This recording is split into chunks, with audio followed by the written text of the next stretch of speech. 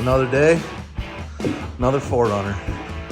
So this is my friend Brandon's wife's car, and it looks a little nose down. And the Limiteds come with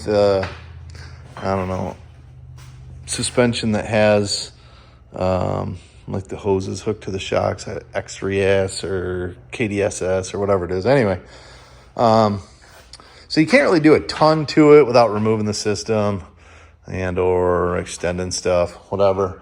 But we can level it out a little bit. So we've got just some very simple 1-inch leveling spacers that we're going to throw onto the front of it, enough to give him room for a little bit meatier tire.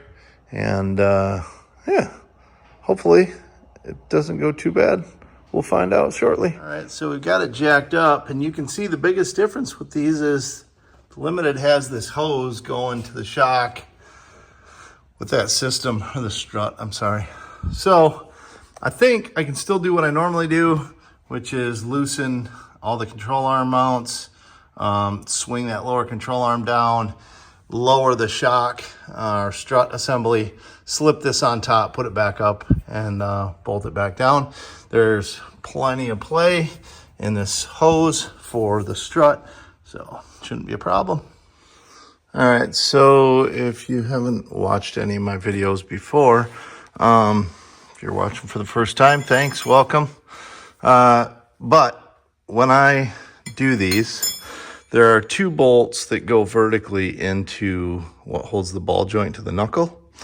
I remove those 2 bolts. I loosen the control arm mounting bolts at both the front and the back. And then I loosen the upper control arm bolt, which is just a nut on the back. That way everything can move freely. And then I drop the shock, install the lift, put it all back together. And then I do not tighten these upper control arm bolts, the lower shock strut mounting bolt, or the rear control arm bolts until I have the vehicle on the ground. This centers the bushings at ride height, so they don't have any extra preload against them. The extra preload causes a harsh ride and premature wear, and we don't want either of those things. So that's how I do it, and so far so good.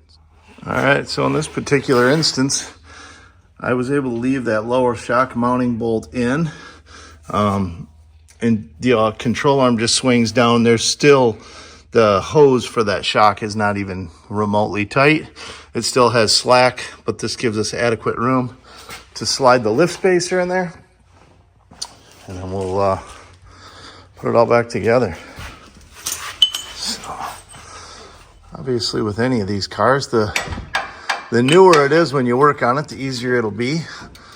This one has like 60,000 miles on it, which isn't too bad. However, it does live on a dirt road, and so some of the bolts are a little crusty fighting me. Matter of fact, I'm going to pop that back off and clean the surface and put it back together. All right, I feel better about that. So I got the mounting surfaces cleaned off, top and bottom. Then the spacer just slides in there.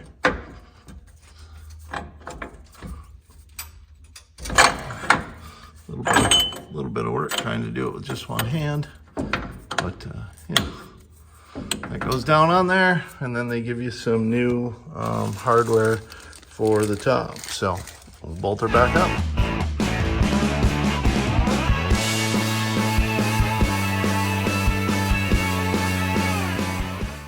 Man, what an improvement. So much better.